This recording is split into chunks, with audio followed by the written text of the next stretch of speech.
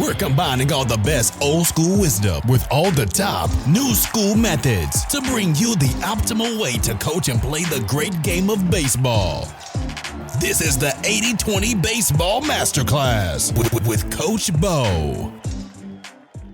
Welcome, coaches. Welcome to the 80-20 Baseball Weekly Get Together. Good to have you here. In this episode, I'm going to give a shout out to an ex-teammate of mine who just got a nice position at a Division I college. And not just that, we talked about this individual on this podcast and we broke down what made him super successful at the plate a while back. Also, we're going to talk about keeping it in perspective. I'm going to share with you something that I think will help so many coaches when they get out there to help you stay calmer and help you keep everything in perspective. That is youth sports, youth baseball, and just life in general. And we're going to talk about something that's rampant through youth sports. It's rampant. It's everywhere, and how to avoid this to be a much better coach. I hope you all are having a wonderful lead up to the holiday season. This episode's coming out on December 21st. I'm recording this Saturday, the 18th. I typically spend Saturday mornings recording these episodes, and then I send them right off to my editor, Sam, who does a great job. He turns it around. Then I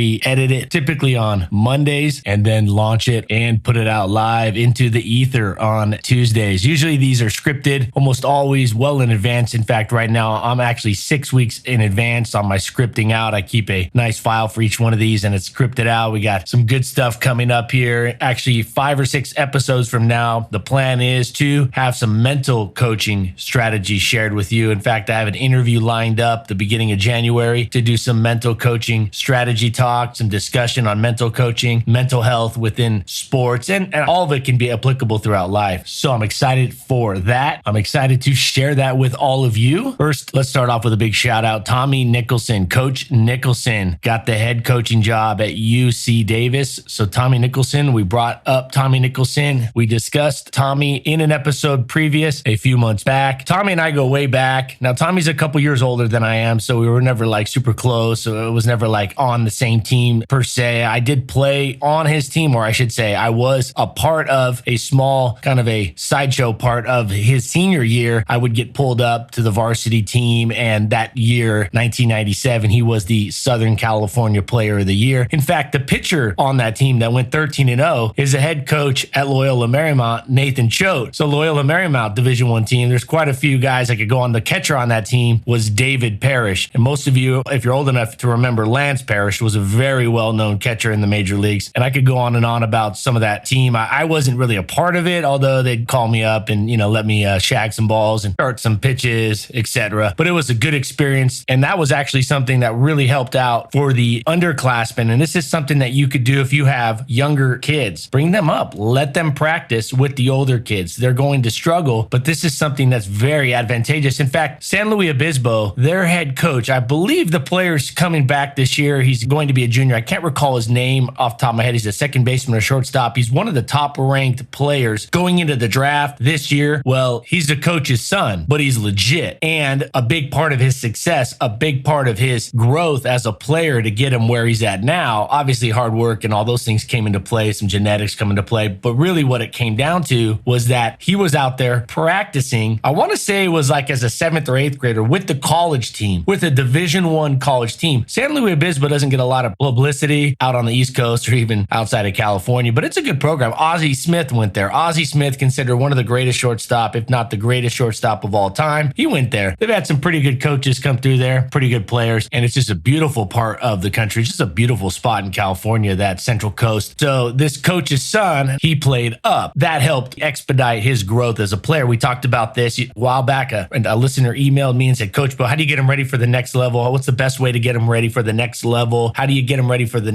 from moving from coach pitch to player pitch, etc.? How do you get them ready for high school if they're in 7th or 8th grade, which is something we're going to actually talk about next week a little bit more in depth. You want to get them ready for the next level, throw them into the fire with the next level. With Tommy and his team, they would bring us up. Well, I guess every year the coach at my high school was a Hall of Fame coach, would bring up 3 to 6 players. He would bring them up from junior varsity, sometimes the freshman team, and let them practice and let them show up and sit there in the dugout during the game so they could could see the pace of play. And then when it was our turn the next season to take the reins and be the leaders, be the people out there on the field for the varsity team, the game was the same speed that we had seen, but it was definitely an uptick from junior varsity, from freshmen. That was huge. Now, Tommy, speaking of getting pulled up, Tommy Nicholson, now the head coach at UC Davis, my dad pulled me up when I was in Little League. Instead of playing t-ball, the league asked my dad to coach a team. They had a team that needed to be coached, and my brother was already on the team. And my dad said to the league, or whoever it was, he said, hey, I'll take the team, but I need to bring my younger son, Bo, up to play with his older brother so I can coach them both. I want to watch them both. I can't do it unless you bring up my younger son and let him play. So they let me play up. And in that league, our rival, we won the league, by the way, with a coach who wasn't uber serious, my dad, that is, who was not uber serious about winning and definitely coached the right way and coached for the kids. And we crushed the league. I think we won all but one game, or maybe it was we won every game. It doesn't really matter, but we won first place. And in that league, the second place team was led by Tommy Nicholson. He was on the Cardinals. He was a second place team. Tommy's dad coached that team. So I go back to 1986, 1987 with Tommy Nicholson, and he got the job this past week at UC Davis, which is a Northern California Division I program. So that was super cool to see that getting pushed out there on the baseball community news feed. Tommy's a great player. We talked about what made him so successful at the plate. It wasn't so much his swing, although he always had a good swing, and he wasn't very big. He's not a very big player. He's not small, but he wasn't like this massive Mike Trout, wasn't a Giancarlo Stanton, but he could hit home runs. And what made him so good was his pitch selection. He was the best player that I got to see up close and personal in the same jersey as him, albeit he was on the field and I was essentially a glorified team manager just getting pulled up to see. Nevertheless, he was the best at the pitch selection. He had such a good approach at the plate, and he swung at his pitch and he didn't chase. And that really set him apart. So congrats, Tommy Nicholson, new head coach, Division I college baseball. That's really cool. And this ties into our next topic here. Overcoaching is rampant in youth sports. Overcoaching is rampant and has been for a long time in youth baseball, in youth softball. It's rampant. We talk about helicopter parenting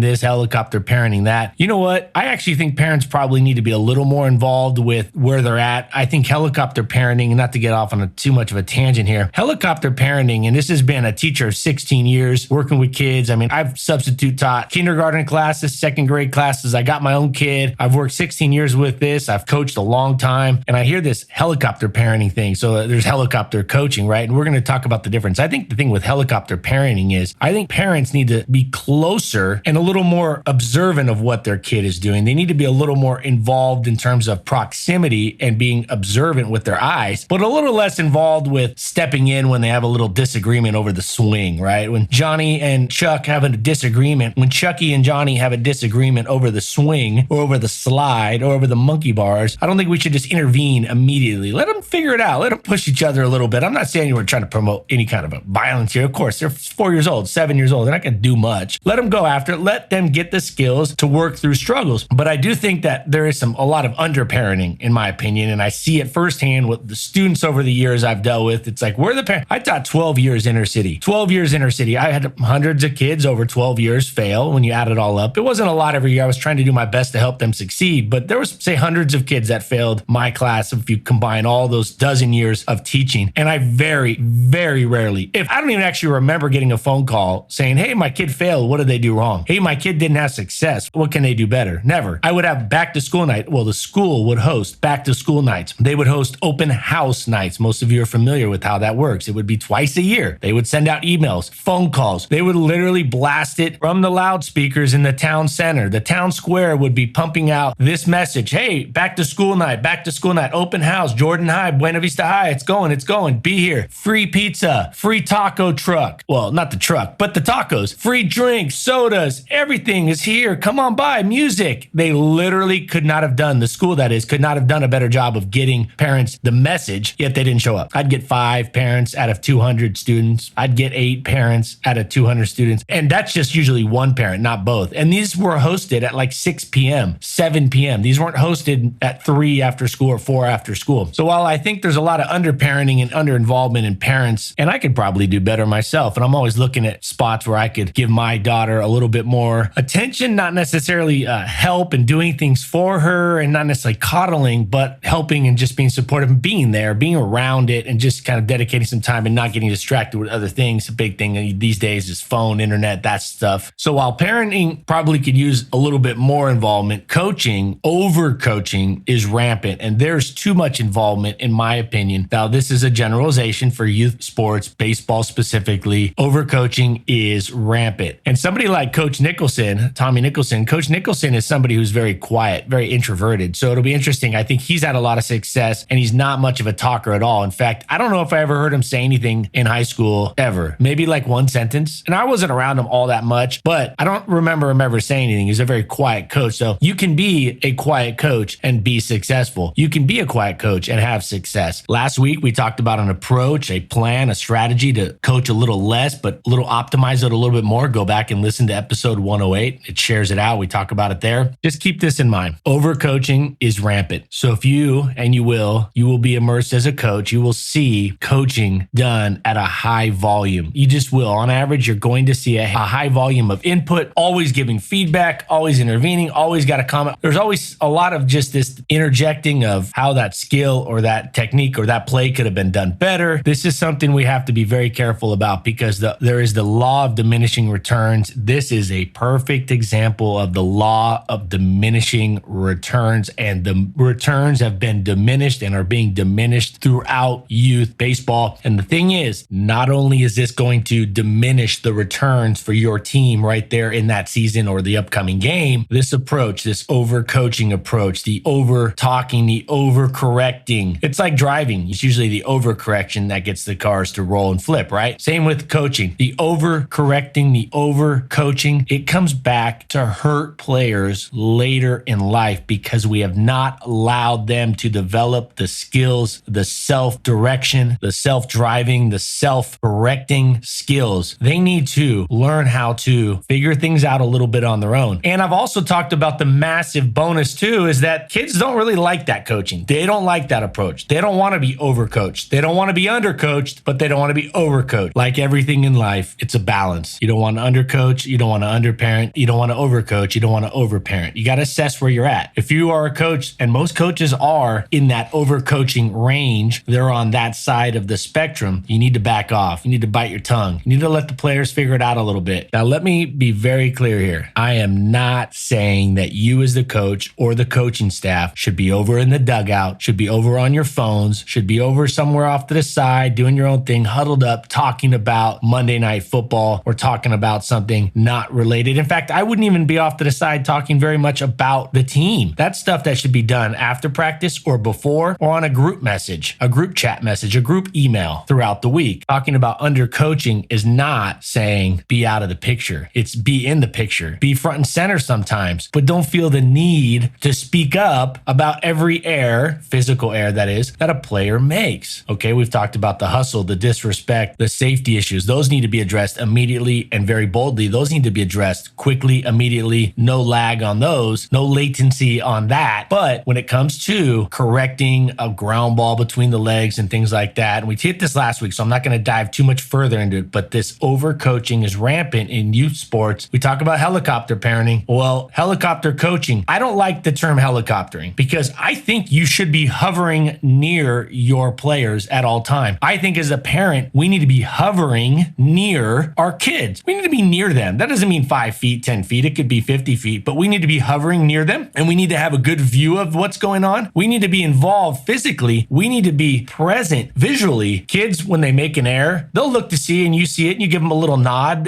It's important that they see that you see. It's important that you care enough to watch and you're involved. It's the verbal, it's the dialogue, it's the incessant feedback. That's something we got to pull back on. We need to, as coaches, overall, we need to give less feedback. We should give feedback, of course. We should provide support. We should provide strategies and improvement tips for whatever it is, the swing or the ground ball or the throw or the pitching. There should be improvement tips, but it should be balanced with them also figuring it out. You know where I think this comes from, a lot of it, this overcoaching, the excessive feedback, the excessive pointers given out, the constant feedback, the constant need, the feeling to address every error, everything, every mistake our team, our players make. I think a lot of it has to do with the anxiety in society. We all have anxiety to an extent. We're all on that spectrum. I think anxiety plays a part in this. I think it's hard for us to just sit there and take a deep breath, bite our tongue, and just say nothing. So I think the anxiety plays a part in it. The reason I'm sharing that is so you can look, introspectively, we can look at ourselves and go, okay, well, maybe I just need to breathe more. Maybe I need to be more mindful, more present. Maybe I need to go for a jog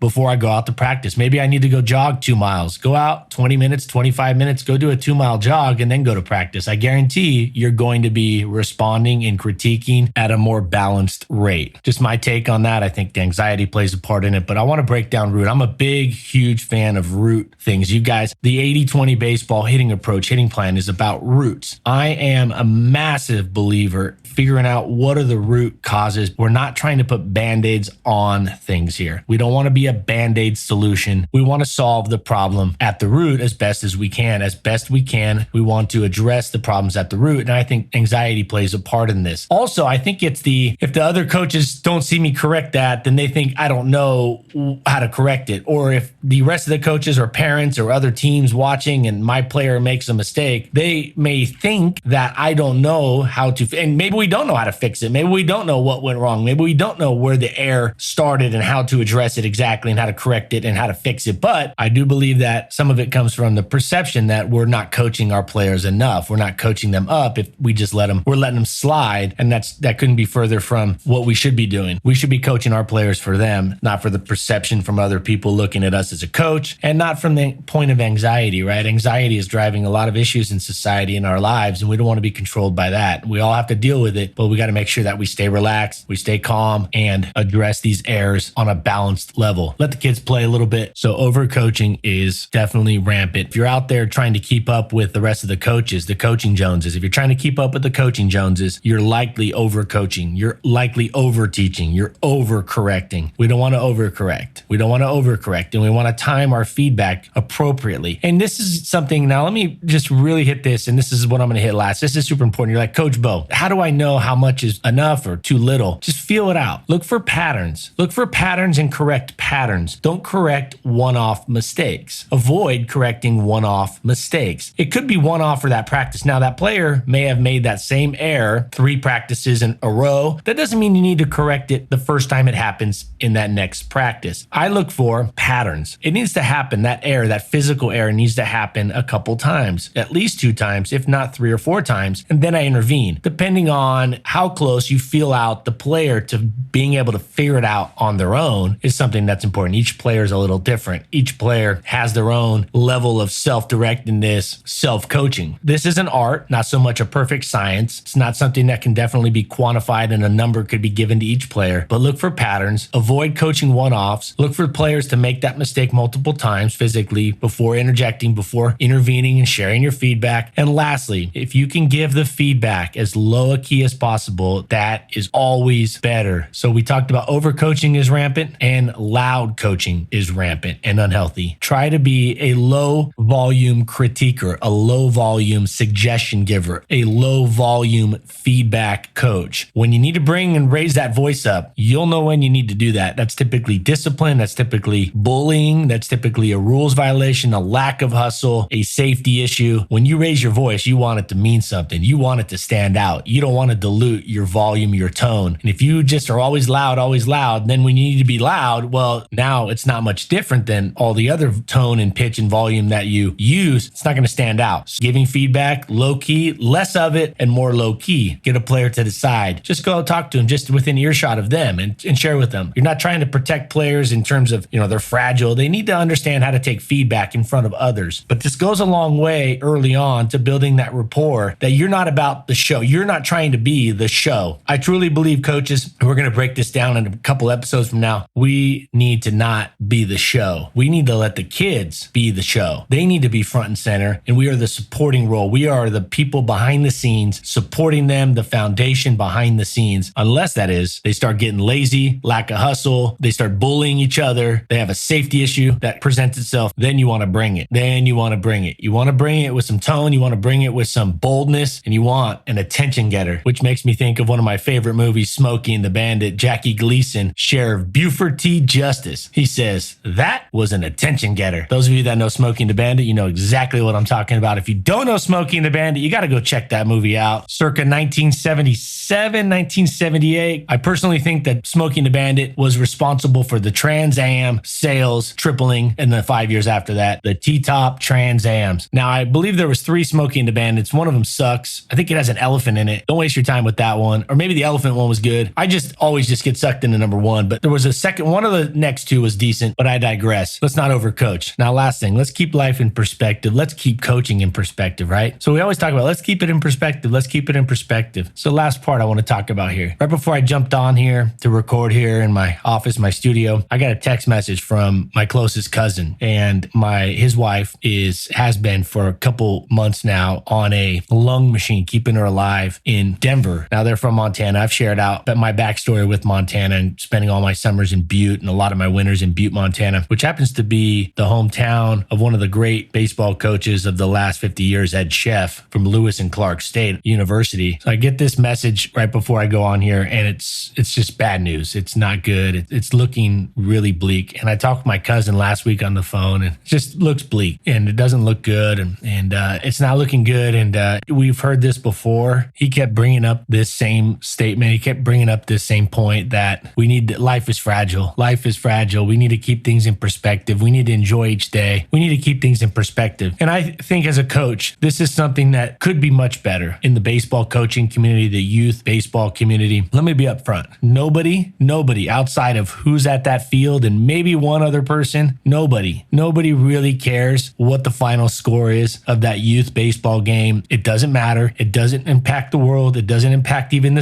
your city. Unless your team is on ESPN in the Little League World Series, like I had Coach Murphy on back in the summer. We had Coach Murphy talk about his Little League experience. And yeah, that's a little different because you're on ESPN, but 99.99999, almost repeating decimal of you and these games are not going to be on ESPN, and nobody's really ever going to know anything about what's going on. There might be a little blurb in the newspaper, but really nobody cares that much. They just don't. People don't really care about the youth team winning a tournament outside of the kids there and maybe the parents there. Hopefully the parents not too much, but the kids there and the coaching staff. Outside of that, people really don't care. They don't care. They don't care what high school team. When I was coaching high school baseball early on, I thought way more people were paying attention and thought it was way more important that our team was going to the Southern California semifinals or championship game or this, that, and the other. I thought more people were watching it like I was, like it was a big deal. They aren't. And they weren't. They just aren't. Coaches, if you coach high school, even if you coach college, people are really not following it that close. I would follow all that stuff because I was involved in it. Then as I got out of that a little bit, you don't follow it that closely. You really don't. It's not that important. What you follow are bigger picture items, not these one-off who won this or what was the score of that game or this game for youth baseball, for high school baseball. It's not a big deal when it comes to anybody outside of what's going on in that field. I'm not saying what we're doing is not important. It is very important. Coaching, supporting youth players, giving them an environment that's healthy, to work on being a better teammate, to work on monotonous practice, reps, routine like life, to deal with failure, to deal with striking out and getting back up there, to getting out in front of people and failing in front of others and peers. There's so many things that are improved for the upcoming life ahead of our youth that sports provides, the vehicle that sports provides to get there. It's really a vehicle to prepare kids for life. Let's not get caught up in one game or a playoff game. Don't overreact to a scoreboard. Let's keep the big picture in mind. It's also a game. It's not life and death. A lot of you, 89% of the listeners on this podcast or of this podcast are in the United States. And I almost think that when life is really good, when things are really good and we live in such a wonderful place, we live in a place where we don't have a ton of worries. We all have worries. We all have stressors in life. We do. That's just being human. There's always going to be stressors and worries, right? But we have it really good. We have it really, really, really good. Could it be better? Sure. Could we improve things? Yes. Is the trajectory of the country maybe needs to get, we need to always keep an eye on that? Yeah. But we have it really, really good. And so if we're going out there and artificially making big deals out of Little League games, out of Pony League games, out of travel ball games, out of high school baseball games, come on. It's just a game. It is supposed to be fun and a learning environment for life. That's it. Should be fun and a learning environment for life. If you get caught up in that scoreboard, you're going to miss those two marks. You're going to miss those two targets. But what I'm saying is it's just a game. What I'm not saying is we shouldn't go out there prepared and really trying to do our best to make a really solid impact on our players and provide a really healthy, nurturing environment that will definitely lead to more wins, but that's an icing on the cake thing. That's a byproduct of really doing the things that matter. And at the end of the day, don't overblow the perception, don't overestimate the importance or the widespread notoriety of that game.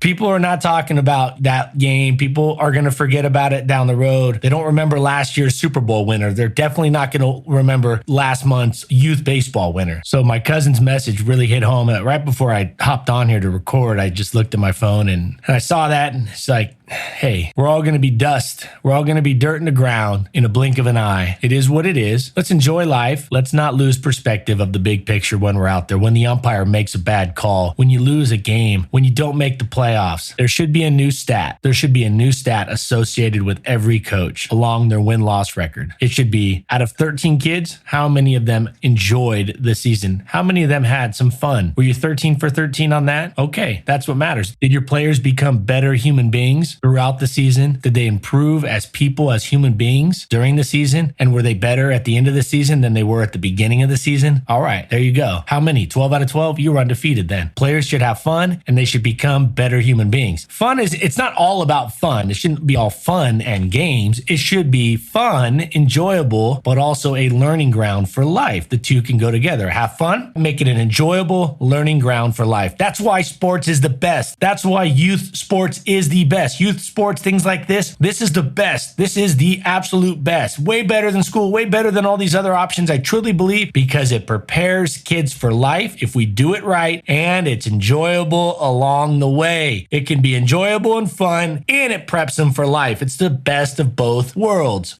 So to recap, overcoaching, it's rampant. Let's dial it back. Some of you need to bring it up a little bit, but most of us need to dial it back. We need to stop overcorrecting everything. We need to keep it in perspective as well. We need to keep it in perspective. It's just a game. It's a learning ground for life. It's not all about that scoreboard. And first off, really nobody cares outside of that game, that field. Really nobody cares. They don't. Sorry. So if you think the whole world is watching, or town, the town is going to be talking, they're not. They got other things they're dealing with. They got other problems that they're going through in life. They don't really care. And they're going to forget about it. Even if they did care, they're going to forget about it in 48 hours. So let's just keep it in perspective. And lastly, big shout out, Tommy Nicholson. Congrats on your new job as the head coach, a Division I college coach. If you haven't listened to the Tommy Nicholson episode, it wasn't an interview. It was an episode where I broke down what I thought made him uber successful. Well, one of the parts that I thought made him uber successful as a player, specifically as a hitter. You can go back and check that episode out. And I hope you all have a wonderful, wonderful holidays. If you celebrate Christmas, hope you have a wonderful Christmas. There will be another episode before the New Year's hits, so I'll save my Happy New Year's until then. Take care of your families, take care of your health, make sure you're getting enough rest, get your vitamins. These are big things. You talk about all this stuff. We talk about all this stuff that doctors can do for our health and all these things that at the end of the day, get your rest, eat healthy, get those vitamins, stay hydrated, keep those stress levels down, go for a walk, and go out there, take this information and help the baseball community be a better place. You be the change in the baseball community. You be that change, we'll be that change. Thank you for being here this week. I look forward to seeing you back here next Tuesday on the 80-20 Baseball Master Class. Adios.